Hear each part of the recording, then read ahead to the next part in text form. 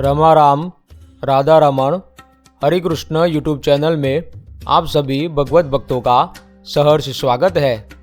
सबके हृदय में वास करने वाले श्री वासुदेव भगवान को प्रणाम करते हुए आज के विषय सफला एकादशी के प्रति समर्पित होने का प्रयास करते हैं। ओम नमो भगवते वासुदेवाय। ओम नमो भगवते वासुदेवाय। आज इस वीडियो में हम सब मिलकर इस परम कल्याणकारी, भक्ति प्रदायक, मुक्ति प्रदायक, ईश्वर की प्रसन्नता के कारण रूप जन्म सार्थक करने वाली पौष मास कृष्ण पक्ष तथा अमासांत मास तिथि के अनुसार मार्गशीर्ष मास कृष्ण पक्ष की सफला एकादशी व्रत की महिमा तथा व्रत कथा हमारे हिंदू सनातन धर्म के शास्त्रों से देखने का, जानने का तथा हमारे धर्म के प्रति दृढ़ मनोबल युक्त होकर शरणागत होने का मति अनुसार प्रयास करते हैं। हमारे इस प्रयास को भगवान सर्व प्रकार से सिद्ध करे, ऐसी प्रार्थना है। जैसा कि हमने पिछले 2 एकादशी के वीडियो में एकादशी व्रत कथा महात्म्य को लेकर श्री सहजानंद स्वामी अर्थात श्री स्वामीनारायण भगवान के अनुपम वचनों का वर्णन किया था, ठीक वैसे ही आज के इस सफला एकादशी की वीडियो में भी ऐसे ही कुछ परम हितकारी वचनों से शुरुआत करेंगे। मगर हर बार की भांति पहले चलते हैं हमारे परंपरागत मंगलाचरण की दिशा में, जो हमें सदैव सत्य की दिशा में प्रेरित तथा पोषित करता रहे। नारायणं नमस्कृत्यं नरं चैव नरोत्तमं देवीं सरस्वती व्यासं ततो जय मुदीरये। भगवान श्री नारायण, नरोत्तम नर, देवी सरस्वती तथा वेदव्यास भगवान को प्रणाम हो तथा सत्य स्वरूप परमेश्वर संबंधित सारभूत सत्य शास्त्रों का सदैव जय जयकार हो। अब अक्षरधाम के अधिपति माँ राधा रमायुक्त सर्वावतारी परात्पर पुरुषोत्तम नारायण भगवान श्री कृष्ण, जो बद्री वन में मुनि रूप धारण करके तप में स्थित है, ऐसे सद्विद्या के मूल रूप भगवान को प्रार्थना करते हैं। अवतीर्य निजाक्षरात् परादिह मूर्त्यां बदरीवने स्थिता भुवि भारत जीव शर्मणे नर नारायण देव पाहि माम्। अपने दिव्य अक्षर अमृत अविनाशी परम धाम से माता मूर्ति देवी से इस भूमंडल पर भरतखंड में मनुष्य रूप से अवतार धारण करने वाले भगवान बद्री वन में 2 दिव्य रूप धारण करके भारत भूमि के जीवों के हित एवं शरणागत जीव प्राणी मात्र के आत्यंतिक कल्याण हेतु निरंतर तप करने वाले तथा उसका फल सभी आश्रित जनों को प्रदान करने वाले परम ब्रह्म परमेश्वर परमात्मा पुरुषोत्तम नारायण ऐसे श्री नर नारायण भगवान, मैं आपकी शरण में हूँ। आप मेरी सर्व प्रकार से रक्षा करके अपने दिव्य सनातन परम स्वरूप का अखंड सुख प्रदान करें। अब भगवान श्री कृष्ण के अवतार श्री विघ्न विनायक गणेश जी सहित पंचदेवों को प्रणाम करते हुए सर्वप्रथम उद्धव संप्रदाय अर्थात स्वामीनारायण संप्रदाय के श्री हरि मान्य शास्त्र श्री सत्संगी जीवन से श्री नारायण मुनि भगवान के अनमोल वचन देखते हैं। श्री सत्संगी जीवन तृतीय प्रकरण। श्री नारायण मुनिरुवाच मार्गशीर्षे कृष्णपक्षे सफल एकादशी मता संकर्षणो अत्र संपूज्य सुनंदा सहित प्रभु पूजायां मुनि पुष्पाणि नैवेद्ये गुड़कामता अत्र्यार्घे चामृत फलम स्वर्णदानम च कथ्यते। यहाँ पर विशेष ध्यान दें कि यह सफला एकादशी अमासांत मास तिथि के अनुसार मार्गशीर्ष मास के कृष्ण पक्ष की एकादशी कही जाएगी। इसीलिए श्री नारायण मुनि भगवान कहते हैं मार्गशीर्ष मास के कृष्ण पक्ष की एकादशी सफला नाम से कही गई है। उसके अधिष्ठाता देव संकर्षण प्रभु माने गए हैं। उनके सुनंदा नाम की शक्ति के साथ पूजा करें। इस एकादशी पर पूजा में मुनि पुष्प अर्थात अगस्त्य के पुष्पों से पूजा करें और नैवेद्य में गुड़ का अर्थात लाकड़शी लाडू माने गए हैं और अर्घ्य में अमृत का फल तथा दान में सुवर्ण को मुख्य रूप से माना गया है। अब आगे वह वचन देखते हैं जिसमें श्री नारायण मुनि भगवान अपने सभी आश्रित जनों को एकादशी का महात्म्य बतलाते हुए कहते हैं। श्री नारायण मुनिरुवाच निष्कृतिर्ब्रह्म हत्याया शास्त्रे प्रोक्ता मनीषिभे एकादश्यन्न कामस्य निष्कृते कवापि नोदिता। श्री नारायण मुनि भगवान कहते हैं ब्रह्म हत्या आदि पापों का प्रायश्चित शास्त्रों में कहा गया है, मगर एकादशी के दिन अन्न खाने वाले को उस पाप निवारण हेतु प्रायश्चित किसी शास्त्र में कहा गया नहीं है। फिर आगे कहते हैं इह पानेन मद्यस्य पातैव नरकं व्रजेत एकादश्यन्न कामस्तु पितृभिः सह मज्जति। श्री नारायण मुनि के वचन ध्यान से सुने। कहते हैं कि इस लोक में मदिरा का पान करने वाला नरक को प्राप्त करता है, केवल स्वयं ही नरक को प्राप्त करता है, मगर एकादशी के दिन अन्न खाने वाला तो पितृओं के साथ नरक में डूबता है। तथा आगे वैष्णव पुरुष स्त्री च कुर्यादेकादशी व्रतम यथा शुक्ला तथा कृष्णा विशेषो नात्र विद्यते। अर्थात कहते हैं कि अतः वैष्णव ऐसे स्त्री पुरुष एकादशी के व्रत को करे जैसी शुक्ल पक्ष की वैसी ही कृष्ण पक्ष की एकादशी जाने, उसमें किंचित भी भेद न करे।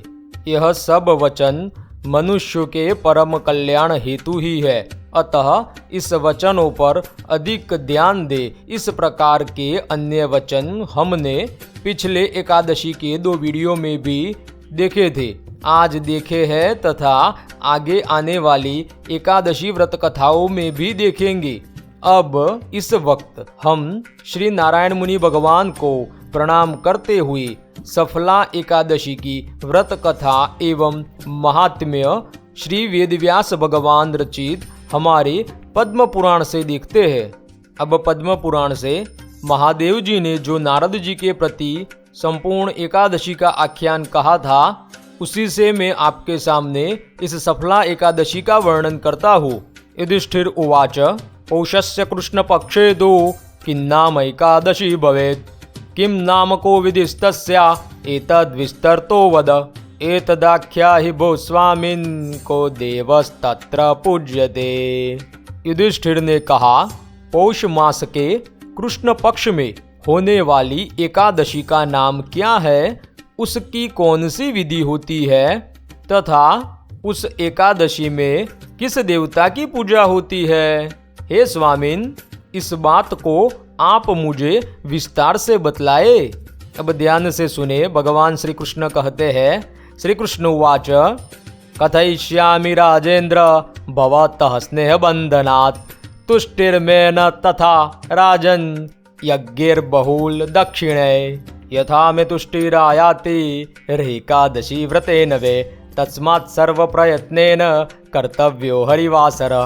श्री कृष्ण भगवान ने कहा, हे राजेंद्र, आपके प्रति स्नेह होने के कारण मैं इसे बतलाता हूँ। राजन, मुझको दक्षिणा तथा बहुत यज्ञों से उतनी संतुष्टि नहीं होती है जितना एकादशी व्रत से मुझको संतोष होता है।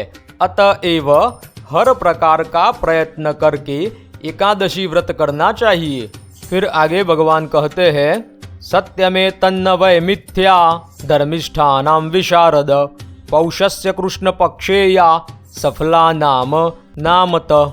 हे धार्मिकों में निपुण, मेरी यह बात सत्य है, मिथ्या नहीं है। पौष मास के कृष्ण पक्ष में होने वाली एकादशी का नाम सफला है। इस व्रत में विधि पूर्वक भगवान नारायण की पूजा करनी चाहिए। पूर्वोक्त विधान से ही इस एकादशी को भी करना चाहिए। यहाँ पर वचन है कि तस्याम नारायणं देवं पूजयेच्च यथा विधि पूर्वेणैव विधानेन कर्तव्यैकादशा शुभा। फिर आगे कहते हैं नागानां च यथा शेष पक्षिणां पन्नगाशन देवानां च यथा विष्णुर्द्विपदानं यथा द्विज व्रतानां च तथा राजन् श्रेष्ठा चैकादशी तिथे ते जनाश्चैव भो राजन् पूज्या वै सर्वदा मम हरिवासर संलीना कुर्वन्ते एकादशी व्रतम। भगवान श्री कृष्ण युधिष्ठिर से कहते हैं, जिस तरह नागों में शेष श्रेष्ठ है, पक्षियों में गरुड़ श्रेष्ठ है, देवताओं में भगवान विष्णु श्रेष्ठ है तथा मनुष्य में ब्राह्मण श्रेष्ठ है, उसी तरह व्रतों में एकादशी तिथि श्रेष्ठ है। हे राजन, वे मनुष्य मेरे लिए सदा पूज्य है जो एकादशी में लगे रहकर एकादशी का व्रत करते हैं। वे लोग संसार में इस प्रकार धनी हो जाते हैं और मृत्यु के पश्चात मोक्ष को प्राप्त करते हैं। हे राजन, सफला एकादशी में श्री हरि की पूजा फल से करनी चाहिए। नारियल, सुपारी, बीजपुर, जाम्बीर, अनार, आंवला, लवंग, बैर तथा विशेष रूप से आम से श्री हरि की पूजा करें। फिर आगे भगवान श्री कृष्ण कहते हैं, सफला एकादशी में श्री हरि की पूजा धूप दीप से करें और विशेष रूप से श्री भगवान को दीपदान करें। सफलायाम विशेषेण दीपदानम तु कारयेत। फिर आगे कहते हैं, रात्रौ जागरणं चैव कर्तव्यं सह वैष्णवे यावन्निमेषु नेत्रस्य तावज्जागर्ति योनिषि एकाग्रमनसो राजन् तस्य पुण्यं शृणुष्व हि तत्समो नास्ति यज्ञो वै तीर्थम वा तत्समम नहीं। सुने ध्यान से। अब भगवान जागरण का महात्म्य कहते हुए कहते हैं कि रात्रि में वैष्णवों के साथ जागरण करना चाहिए। यदि कोई रात्रि में एक निमेष भी जागरण करता है तो उसको प्राप्त होने वाले फल को आप सुने, उसके समान न तो कोई यज्ञ होता है और न तो कोई उसके समान तीर्थ होता है। फिर आगे कहते हैं, सर्वव्रतानि राजेंद्र कलाम नार्हन्ति षोडशीम एवं वर्ष सहस्राणि तपसा नैव यत्फलम तत्फलम संवाप्नोति यः करोति ही जागरम। अब भगवान श्री कृष्ण कहते हैं, सभी व्रत एकादशी व्रत के 16वें भाग के भी बराबर नहीं होते हैं। हजारों वर्ष तक तपस्या करने से भी उस फल की प्राप्ति नहीं होती है जिस फल की प्राप्ति रात्रि जागरण करने से होती है। हे राजेंद्र, आप सफला एकादशी की कथा सुने। माहिष्मत की विख्यात नगरी का नाम चंपावती था। उस राजर्षि के 5 पुत्र थे। उनमें जो सबसे बड़ा था वह सदा पाप कर्मों को करता रहता था। वह परस्त्रीगामी, विषयागामी और मद्यप था। उसने पिता की संपत्ति पाप कर्मों में ही खर्च कर दी। वह सदा असदाचारी था और ब्राह्मणों की निंदा करता था। वह सदैव देवताओं तथा ब्राह्मणों की निंदा करता रहता था। अपने पुत्र को इस प्रकार का देखकर राजा माहिष्मत ने अपने पुत्रों में उसका नाम लुम्पक रख दिया तथा राजा और उसके भाइयों ने मिलकर उसको अपने राज्य से निकाल दिया।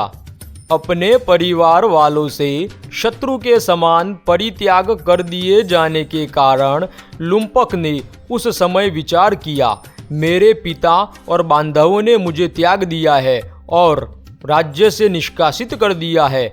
इस तरह से सोचते हुए उसकी बुद्धि पापमयी हो गई। फिर सोचा मुझे घनघोर वन में चले जाना चाहिए, वहां ही रहकर मैं अपने पिता के इस नगर को लूट लूंगा। इस तरह से विचार करके लुम्पक दैव योग से उस नगर से निकल गया और घोर वन में चला गया। वह जीवों की हिंसा करने, चोरी करने तथा जुआ खेलने में निपुण था। वह पाप कर्म करते हुए समस्त नगर को लूटता रहा। एक दिन चोरी करने के लिए जाते हुए उसको रात्रि में गुप्तचरों ने पकड़ लिया। जब उसने बतलाया कि मैं राजा माहिष्मत का पुत्र हूँ, तब उन सबों ने उसको छोड़ दिया। तो वह फिर वन में आ गया और वह सदा मांस और फल खाने लगा। आमिषा विरत नित्यम तरोर्वै फल भक्षणे। उस दुष्ट का गोरवन में जहाँ निवास स्थान था, वहाँ पर एक बहुत पुराना पीपल का पेड़ था। वह वृक्ष उस वन का देवता माना जाता था। वहीं पर पाप बुद्धि लुम्पक निवास करता था।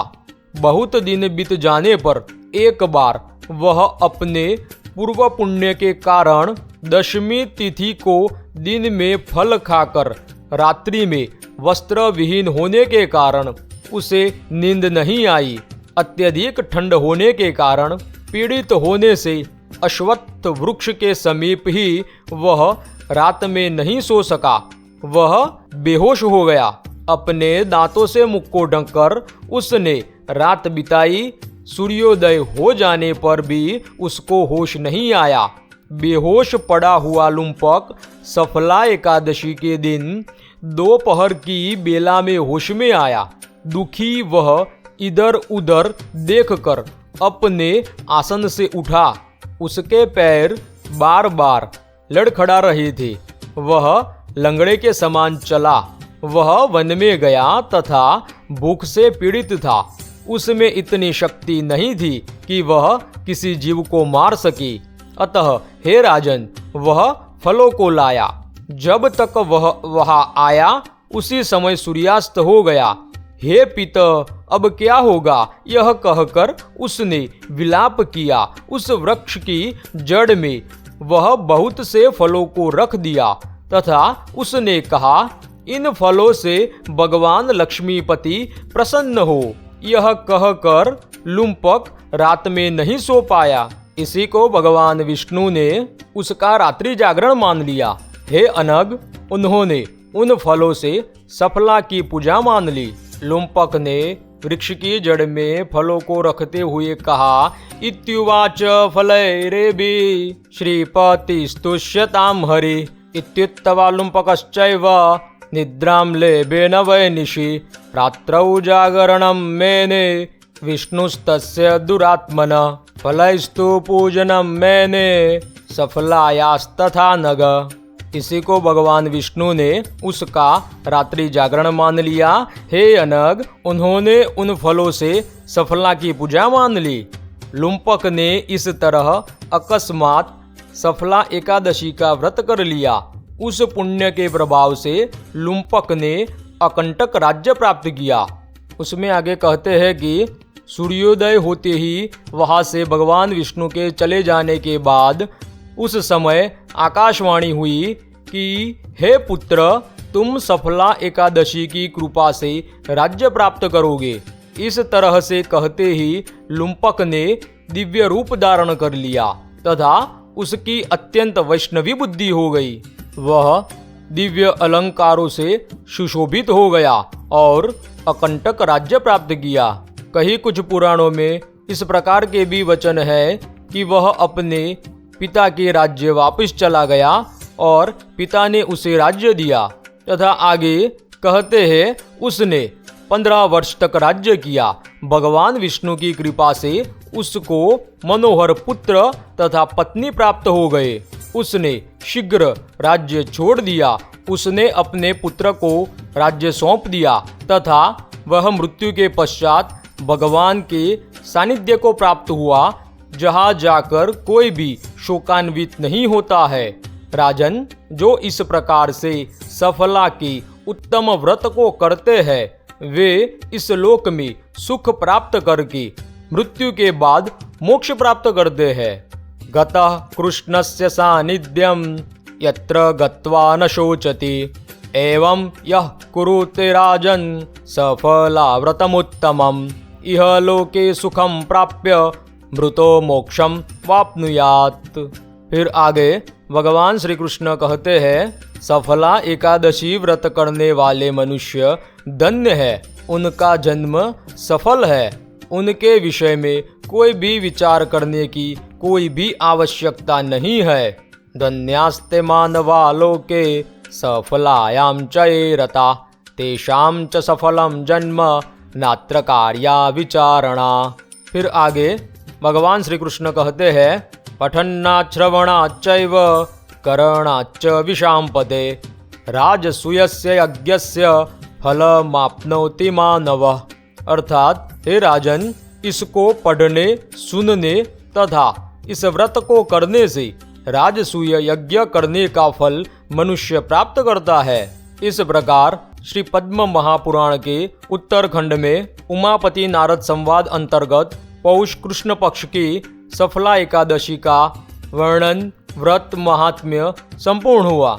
एकादशी व्रत के बारे में नारद पुराण में वचन है कि मनुष्य दोनों पक्षों की एकादशी को निराहार रहे और एकाग्र चित्त हो, नाना प्रकार के अर्थात विध विध पुष्पों से शुभ एवं विचित्र मंडप बनावे। फिर शास्त्रोक्त विधि से भली भांति स्नान करके उपवास और इंद्रिय संयम पूर्वक श्रद्धा और एकाग्रता के साथ विविध प्रकार के उपचार, जप, होम, प्रदक्षिणा, स्तोत्र पाठ, दंडवत प्रणाम तथा मन को प्रिय लगने वाले जय जयकार से विधिवत श्री विष्णु की पूजा करे तथा रात्रि में जागरण करे। ऐसा करने से मनुष्य भगवान विष्णु के परम पद को प्राप्त होता है। अब इसी वचन के साथ आज का यह कथानक समाप्त करते हैं तथा इस रमाराम राधा रमण हरि कृष्ण चैनल को सब्सक्राइब करने वाले सभी भक्तजनों का हम आभार व्यक्त करते हैं। बहुत बहुत शुक्रिया सबका।